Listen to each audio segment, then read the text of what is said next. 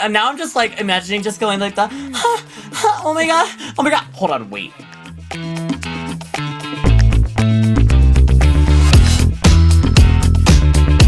It's time to have some fun. Woo-hoo. Welcome to Sex and the Solo Girl. We are talking about drag queens, drag performing, and all the fun things. And I'm doing it with one of my besties, Christine Lalonde from 50 Shades of Bullshit. Holla. Holla. Here we And are. one of my local dear friends, Sara Cream. Hello, my darling. Hi, my little nachos. Oh. I am just like tickled pink that we are doing this. I know Sara from the neighborhood, and when I got to know her, as I sometimes once in a while do, set my sights upon someone when I see something in them. And I found out that she's a drag performer. And I don't know. I just like want to share you with my audience. And we just got off of recording an episode of 50 Shades of Bullshit. And let's just like get into it. I don't know. I love it. I'm super stoked to be doing this. Welcome, Christine. I love you. I love you. Thanks for having me. Thanks for being on my show. And then we flip over here. I love it. Well, what we didn't actually cover on your show, which we probably, it would have behooved us to mention that we're in our 5th year of friendship because Thanksgiving just passed. Yes, I love that. It's very exciting. I became friends with Christine, or had my first phone call with this magical manifesting angel 5 years ago, the day before Thanksgiving, because we were in a networking group together. She was asking for podcast guests. I reached out to her. Oh my God, Sara, you are going to die. So she called me back because I said, oh, like you said, you have a podcast. I have a good idea. It's overcoming loneliness. That's one of the topics that I speak of on. And I just happened to be walking to a little place called Argonaut Liquors to get myself my Thanksgiving whiskey. Oh, yeah. I remember that. You were saying I'm getting my Thanksgiving whiskey for my trip. Yeah. Not for my trip, just for my Thanksgiving. Oh, okay. I thought it was for your trip. Every year. So one of my personal traditions is that I get a gluten-free pumpkin pie and a new bottle of whiskey. So I'm a whiskey girl, and I think it's a great combination. And Christine just happened to call me as I was on my way to get the whiskey to go along with the pumpkin pie. And yeah, that was 5 years ago. I love that. Can't believe time flies when we're having fun. Indeed. Tonight we are talking with Sara Cream, one of my neighborhood friends who I also happen to know through Argonaut, about their drag queen experience. So let's just get into it. You know what? We don't need to do all this background BS. Sara, how would you describe yourself as a performer in a nutshell? And also, thank you so much for doing this. I'm just like completely thrilled. Also, your makeup is absolutely incredible. Oh, should I just say you should totally go on RuPaul's Drag Race? Give me more compliments. Give me more compliments. I feel great about it. The only thing that I will say for those of you that are watching on your YouTube, don't clock me for my foundation. I don't have my winter shade yet, okay? I've been looking at myself in the camera and I'm like, this is like clearly brown and then like pasty white. Don't judge me. Oh, girl, please. When I was saying where I was like, I totally get things like that as a woman. Sarah? Yeah, she went to Costa Rica in order to get like a nice neat sunbathe. Ghost. Ghost. Yeah. So, most of the time, usually, whenever I'm like performing or anything, I describe myself as a drag artist rather than just a drag queen, because I do both drag queen stuff, I do drag king stuff, I do just like androgynous drag. I become like sometimes I do like drag monster, which is why a lot of my friends want me to go on Dragula. But normally whenever I perform, I like to describe myself whenever I'm like doing numbers or anything, kind of like that, like the indie girl, like the indie aunt that like goes to your Thanksgiving that just like drinks all of your wine and then leaves and just does like a little one hit wonder that you quote for the rest of like 3-4 months. That's my level of drag usually. You are appearing tonight as Sara Cream. Can you tell us a bit about her? So Sara Cream is your kind of just go-to little indie alternative girl that you see just kind of just like on the side.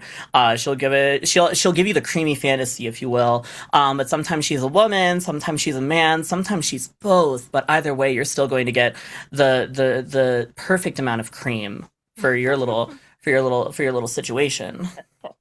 I love it. this. I think one of the first times I was ever even exposed to anything drag related was when I was in high school. I'm from Mesa, and I remember picking up a flyer at one of the local record stores, and I will never forget the moment where I looked at the flyer that said chicks with dicks. I didn't know anything about drag until I moved to Los Angeles and I was 30 years old. Oh, okay. I was 16. Well, Okay. I like chicks with dicks. My God. Where are I my didn't even know pearls? what it was. I heard about Hamburger Mary, who does the drag bingo. And I was like, drag bingo? I was like, what is this? I have to have this in my life. Okay. Sarah, what do you want to say about Hamburger Mary? Hamburger Mary's is one of my favorite places to just to perform, just in general. But Hamburger Mary, specifically also in Denver, is really good food. Straight up, I love it. It's also where I did like date there. Let's do oh my it. God, let's do it. And then it's all, and then it's also where I did like my first competition as well. Cool. Sarah, Mhm. first of all, let me think here. Can you tell us about your amazing wardrobe and makeup that you are showing us tonight? Got you. All of it. The foundations from Walgreens. The foundations from Walgreens. The lashes are from a party store. The outfit is from Shein. Don't cancel me. Don't cancel me. No, this is before I knew that Shein was problematic. My sweater is Sheen. My jacket is Sheen. I'm sorry, but I didn't know they were problematic either, but I do like some of their clothes. My Not favorite jeans. necessarily I'm more YouTube. concerned about kind of like the motivation and the inspiration and Okay. So not exactly where everything's from. We don't need a haul. Got it. So it's taken years in order to kind of like figure out like what my aesthetic is when it comes to drag. But as we could tell from earlier when we were talking, I picked the wrong shade, but it's okay. I'm still making it work. I'm still making the shade work. But mostly like it's, very like feminine, but I still try to put some like, a little bit of masculine aspects in it. Like I like you're wearing my glasses. So in that way it just shows like, oh, I'm a smart androgynous girl. But yeah, I wanted to do something that was like, you were like, I'm making a cocktail that's purple. And I'm like, oh, I can wear one of my favorite purple outfits. all right, I cool. got Well, you. I'll tell everyone about my cocktail. I'm so happy right now. I just have to say, like so many things. I'm like, what should I grab onto first? So yes, I do have a drag inspired cocktail that has a chocolate rim to represent the amazing eyelashes that some drag performers have. As somebody who's been getting eyelash extensions for many years, some of y'all's eyelashes horrify me. But I do associate drag performers with eyelashes. That's pretty good, girl. And then I wanted to do something pretty.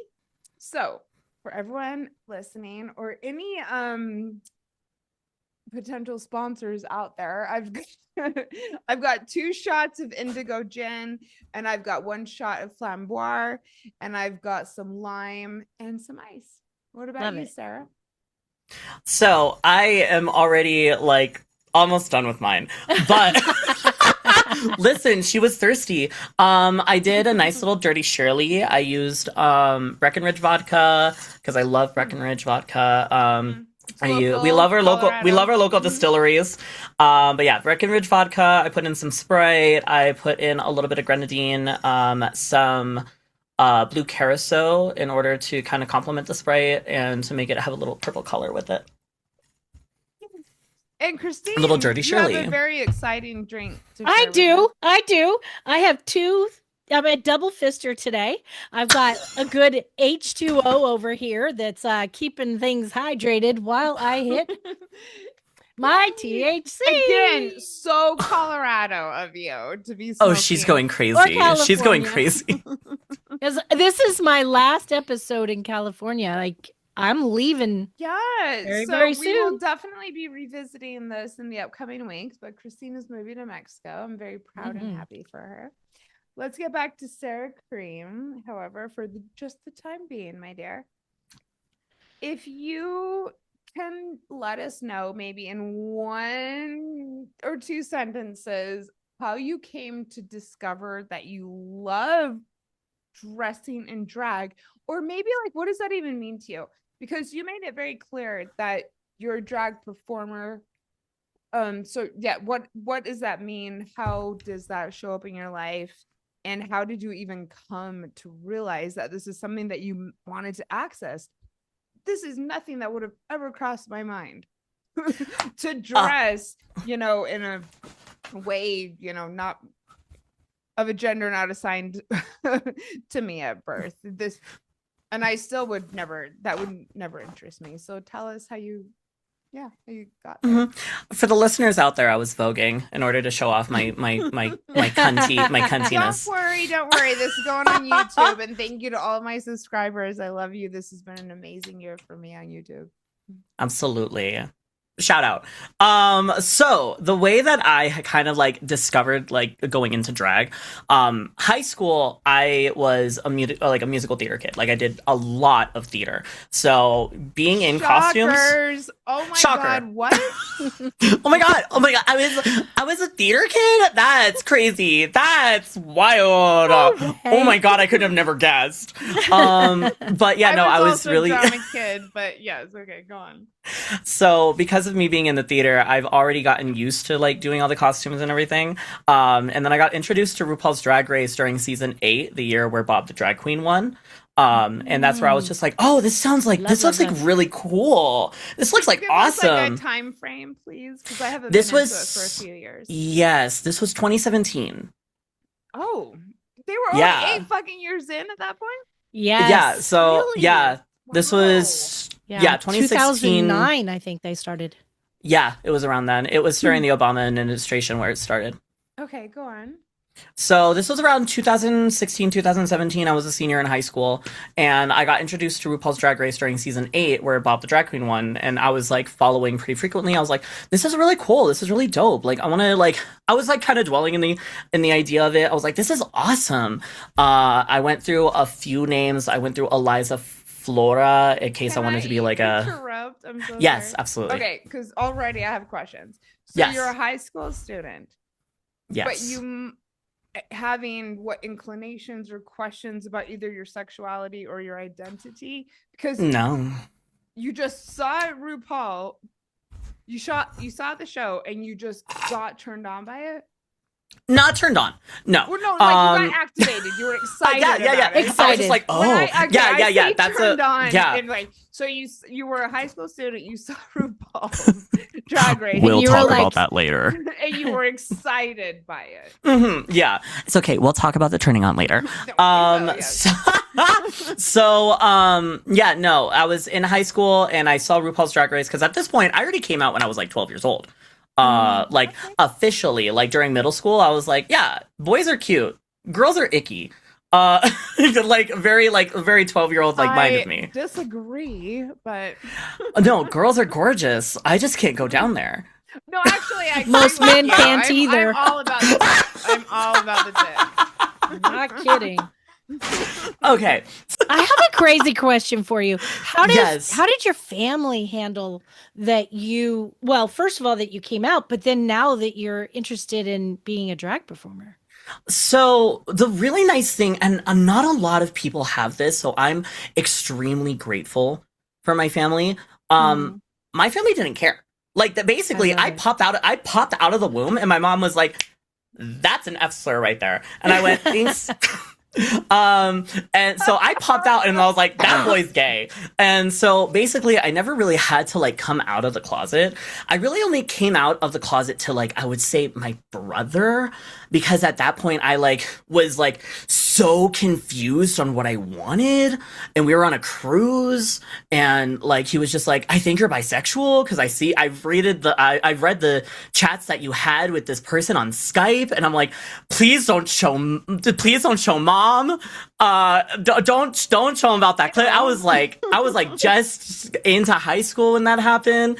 I was like, please don't show. I was like, he was like, I'm not gonna show him. Like, I don't fucking care. Like, you know, go explore who you want to be. And my sister and my mom basically like already knew, so I never really like had to come out. So I'm really grateful when it comes to that. So like when I started kind of like exploring this part of myself, she automatically knew what I was thinking of. Like, oh, this is a way that you can like, you know, do your acting, do your like passion of like, you know, being on theater, doing this, doing that, doing yada yada yada, but like in an everyday sort of sense. My mom is my biggest supporter at the end of the day. Okay. This is very triggering for Christine and I. I love it. Oh, I'm sorry. It makes me very no.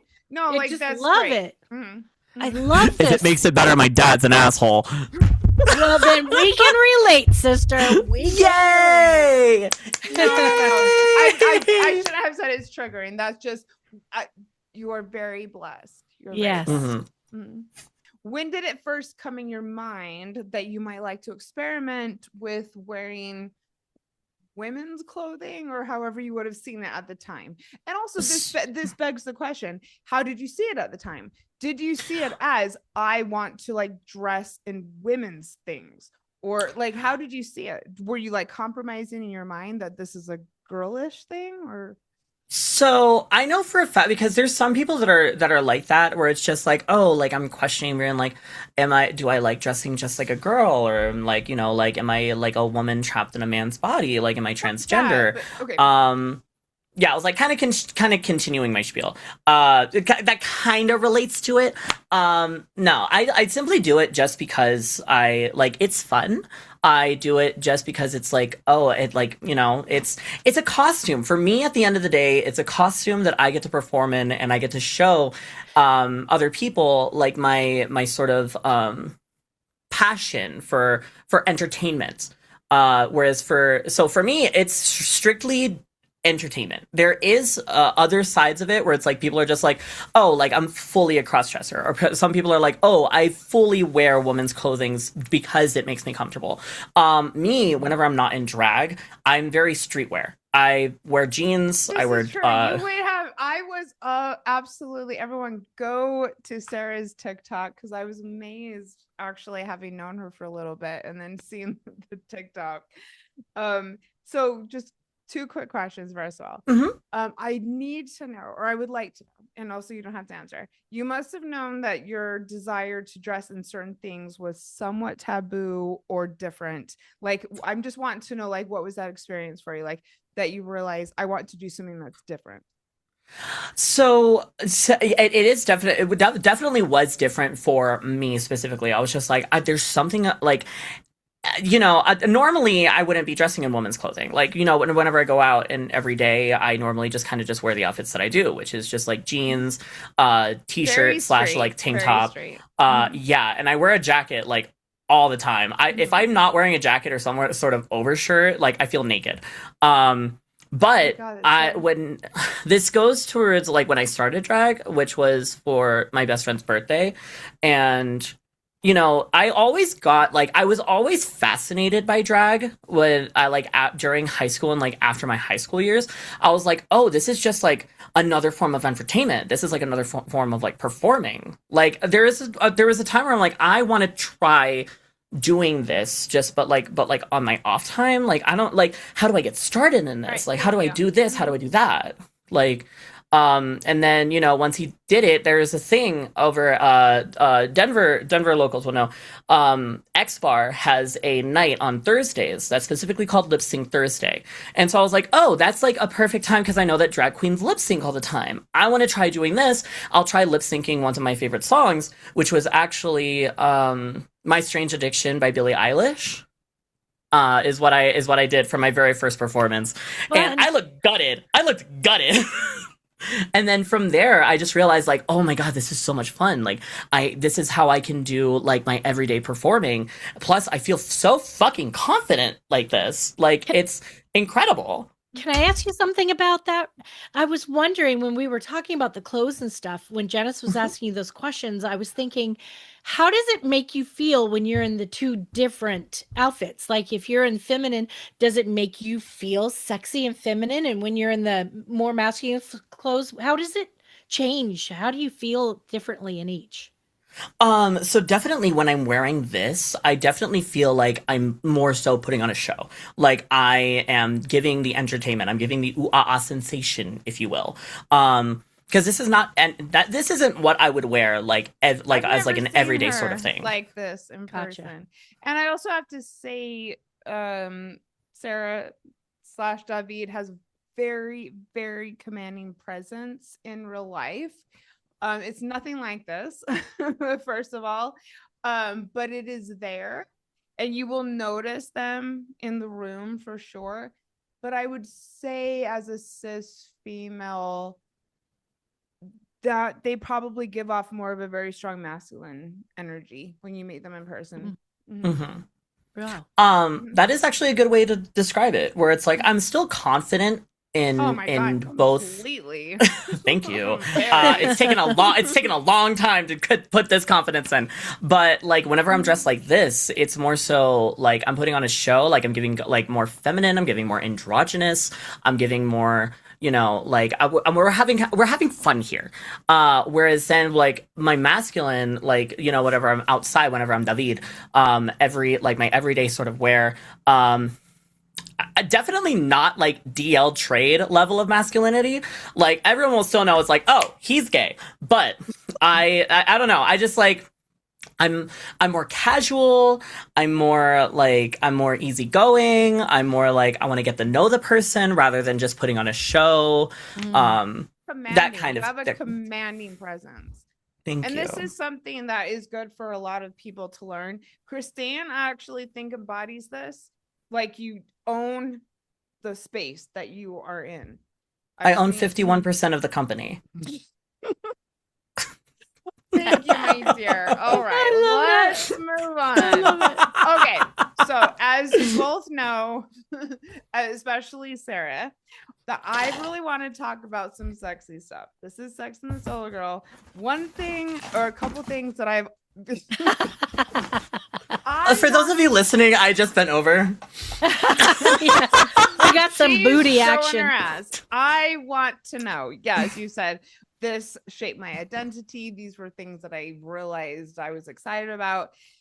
Is this kinky? I just have to, and I don't know how better way to ask that.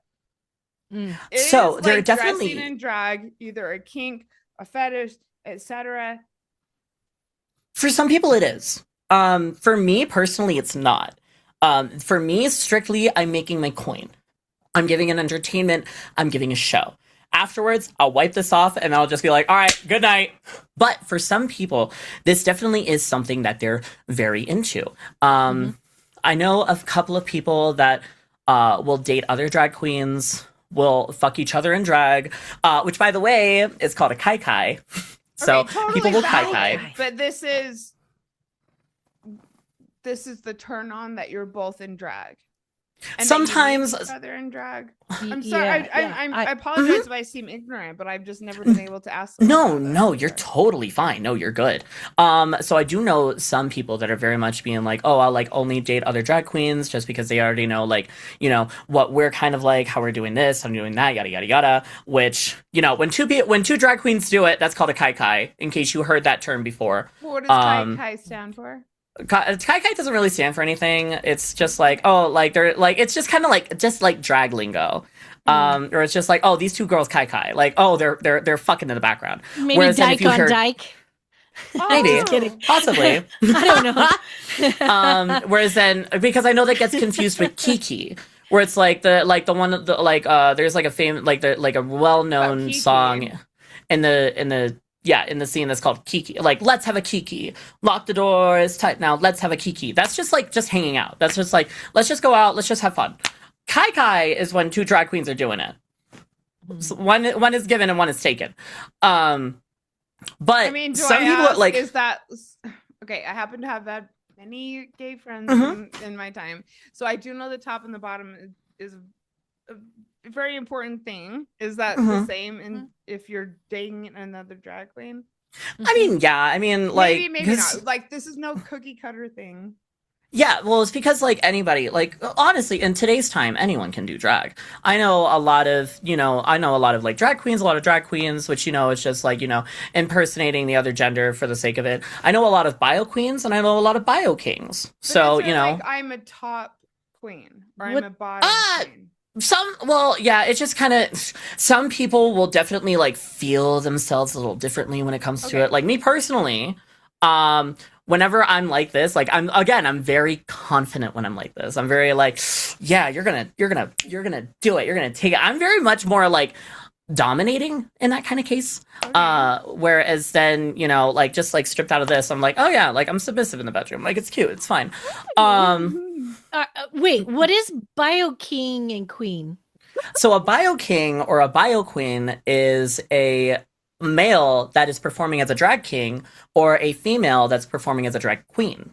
I wondered if anybody had ever done that kind of thing. Is that like looked frowned upon when a woman's being a drag queen and being more over the top? Do other drag queens hate her? In the community, I hate it, like, only just like, I hate how other people are viewing it, because I'm like, anyone can do drag. We're having fun at the end of the day.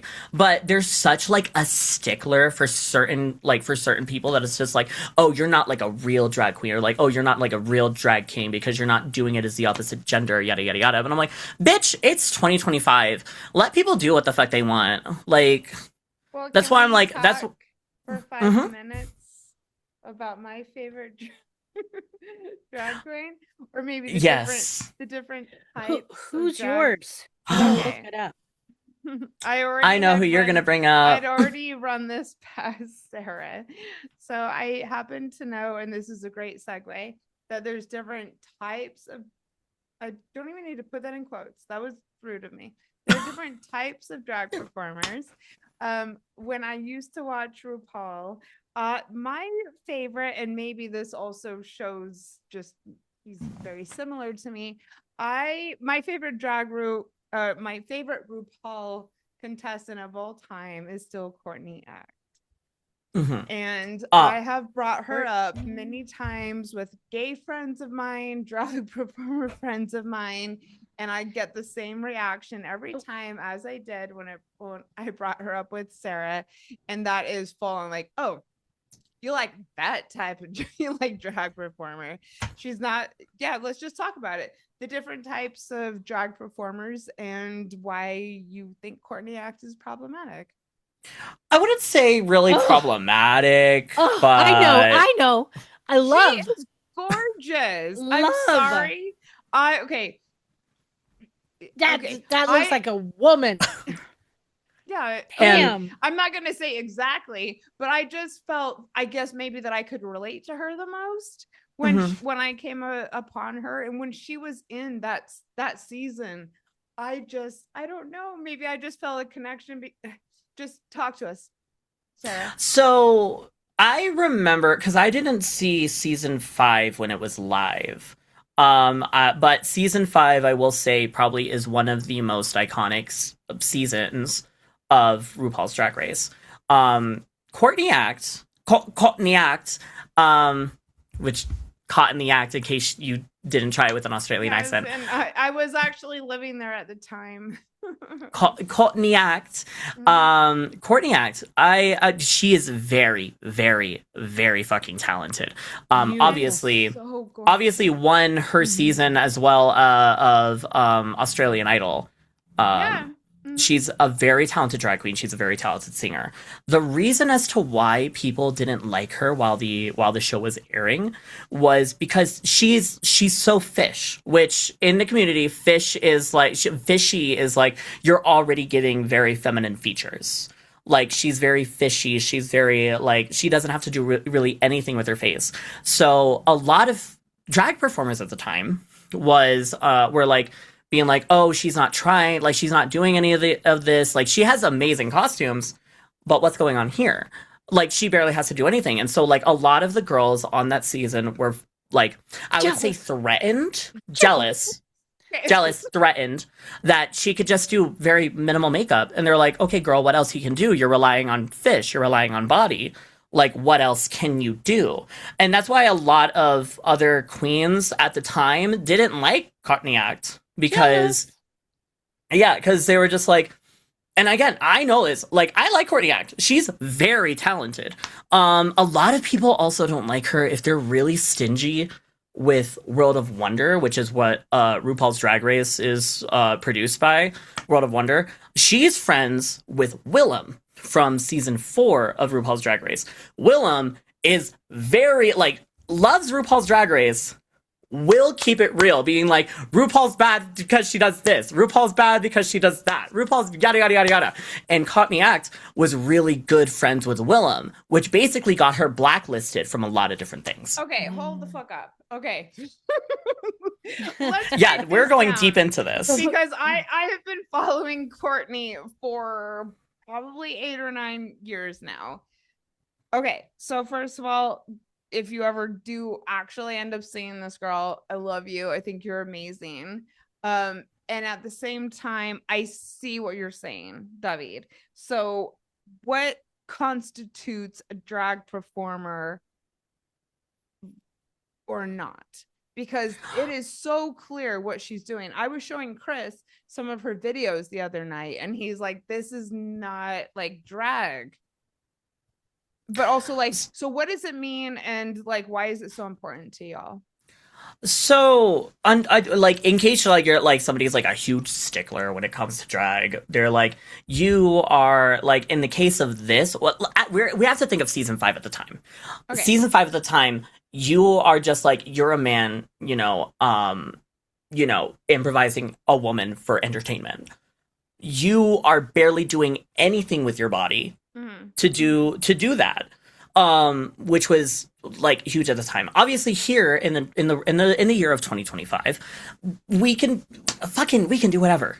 Like, nobody cares. Nobody gives a fuck anymore. Which is why I like doing all kinds of different versions of drag. But if we're going back to season 5, then a lot of people are just like, no, this isn't drag. Like, she's putting on a cute costume and she's just walking the runway. She's famous presenting. Yeah, she was more so. That's what we call in the community, like, giving fish. Has very feminine features for a male. Let's completely move off from that and get the attention back onto Sara. Just really quickly, we talked when we were on 50 Shades of Bullshit about some of the misconceptions that people have. I actually don't want to talk about the misconception about y'all being weird around kids or anything, but what troubled me more, because I could relate to it more, was when you said that women approach you after seeing your performances wanting to, like, assume that you guys are going to be friends and hang out. So is there anything else that you want to talk about in regards to that? So I'm just I want him to put it out there, because that was like kind of the one thing that I guess I could not relate to, but it really bothered me when you said that. I can relate to it, though.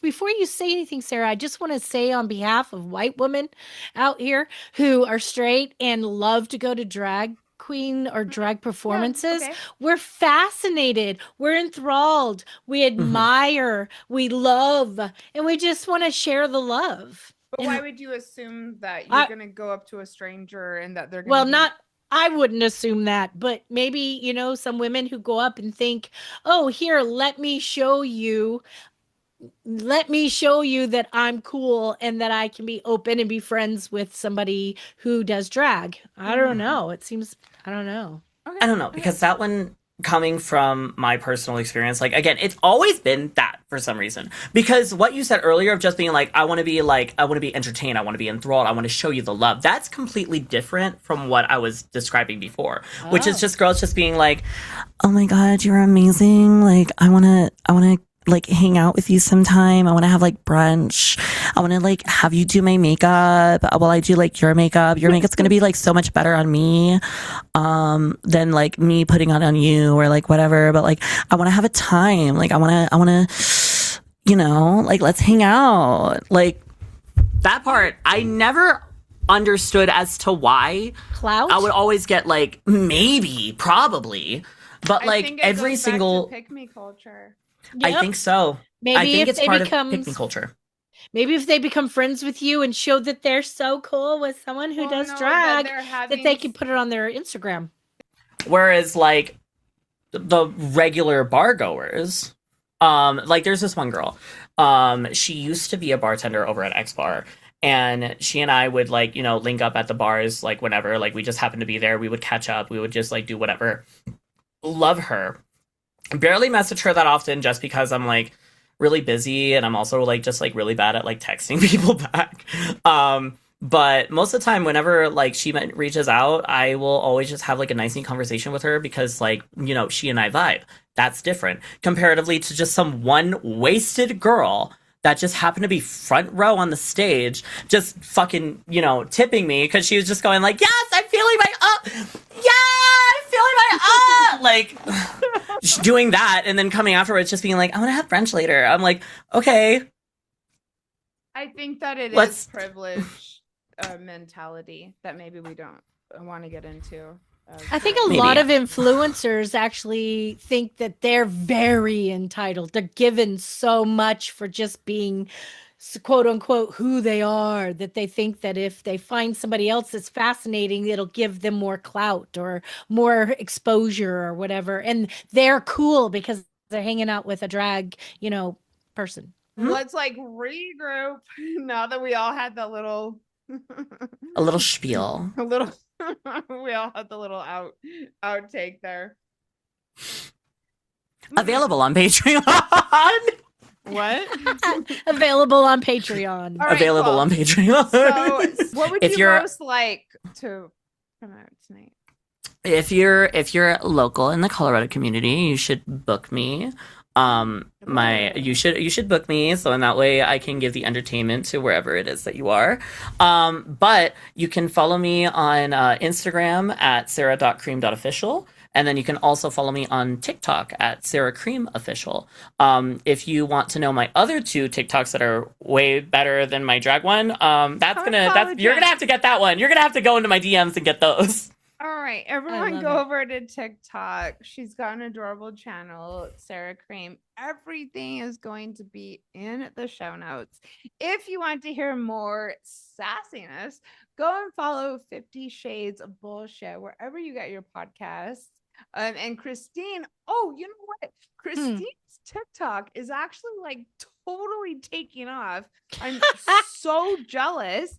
Like, Aw. oh my God, like It's, good work, girl. Thank Where you. can people go and find you on TikTok? It's like, Thank you. It's exploding. Christine Lalonde Official, and my last name is Lalonde. So it's You guys- Christine Lalonde Official. My podcast, you have to spell it out, but you can find it anywhere you listen to podcasts at 50 Shades of Bullshit.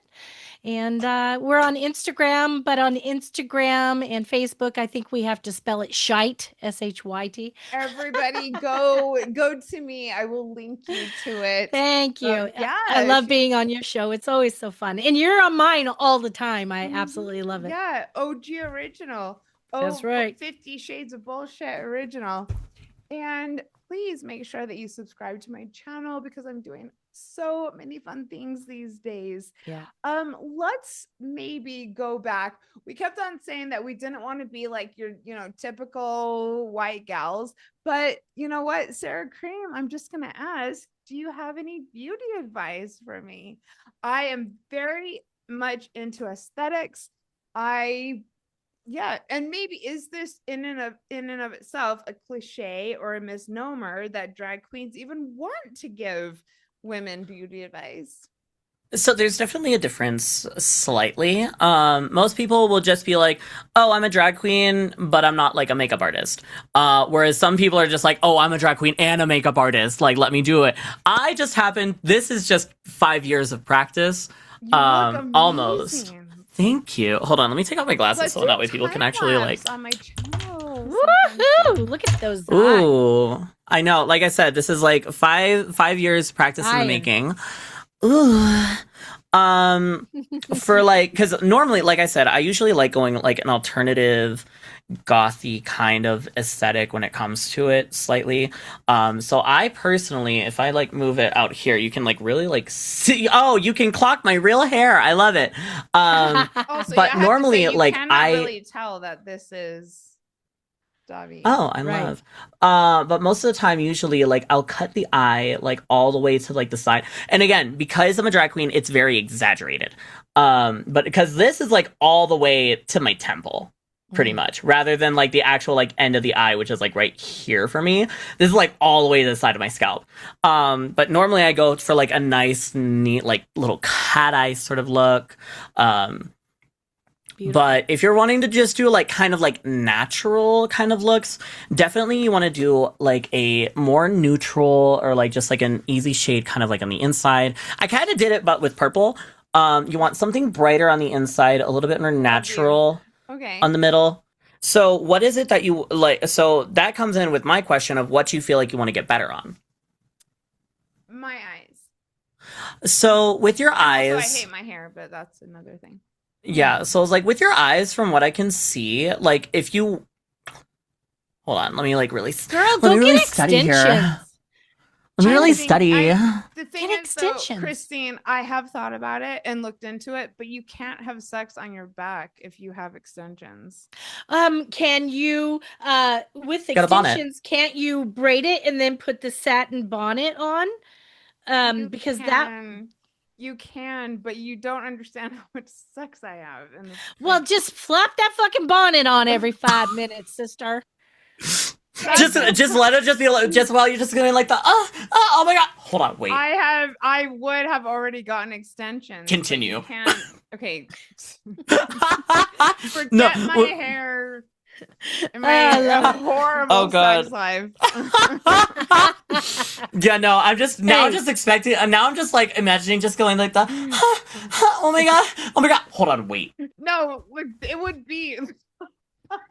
Continue. How about the minute your man walks in the door, just put the goddamn bonnet on? Oh my. I have an idea. You can get a sexy wig to go over the bonnet. I don't want to live like that. I don't want to live like that. Okay. Love the sexy bonnet. I mean, like Just wig over your walking bonnet. around. Okay. No, in your house, Okay. wear a wig. Yes.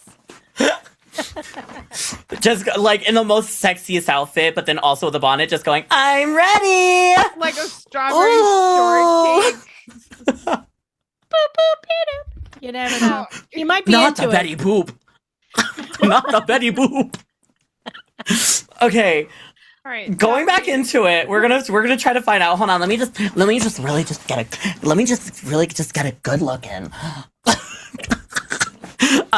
So I think the best content we've ever done. I think what would work well, because I do notice that you have hooded eyes Okay. a little bit. A little bit. Mhm. You do have hooded eyes a little bit, so you definitely want to not focus on your eyelid whenever it comes to eyeshadows. You actually want to worry about the space in between your eyelid and your eyebrow for where you want to actually put the I have no eyeshadow. idea. Yep. Okay. Okay. Yep. You want it to come above the brow, Never the done that eye bone before. right here. So yours right now comes into the crease, and you want to bring it up above so that it's giving you more of a lift this way. And you doing a black cat eye would be incredible. That would be incredible on you. Because your eyes are so hooded, yeah, I think a cat eye would look really good. Meaning that there's a slant or a flap. Yeah. A flap. You see, you're Okay. going right on your crease. You Yeah. want to take it and you want to go above the crease Oh, here, okay. and then you can lighten it up here, like Sarah was saying, and you lighten it up here, but that darker has to be above. So it would be. It's hard to show you, but it would be like right here instead of Oh, below okay. it, Thank and you, that will bring Sarah your and eyes up Christine. this way. I used to be a makeup artist when I was modeling, so. You can Thank kind of you. see it from like the way that I kind of did mine because again, it's very exaggerated, but I also have the problem of slightly hooded eyes. So most of the time you It's not usually a want to problem, do but thanks. yeah. joking. No, I totally didn't know it was the teasing. problem, but like things, I guess. No, but like you want to try to use like eyebrow, or not like the if I could. Oh my God, I can't speak. You want to use like Cocktails. eyeshadow. Yeah, cocktails. You want to use like eyeshadow, kind of like not on your eyelid itself, but like like kind of on the outside. So what I personally do is there's also you want.